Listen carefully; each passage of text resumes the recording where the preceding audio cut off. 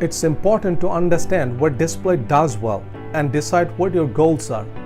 This can not only help you set the right expectations, it can also help you focus and get the biggest benefit for your business. So, what is your goal with display advertising? Get your name out to people who might not know about you. Tell existing customers something new about your business. Bring customers back again and again. You can use display advertising to do all these things. If you have lots of goals, you should clearly lay out what you want to achieve upfront. You can then build out different adverts targeting different people for all the right reasons.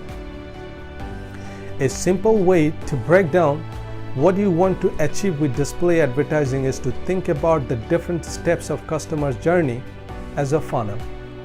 And the widest part at the top is awareness. Thank you so much for watching. Stay tuned.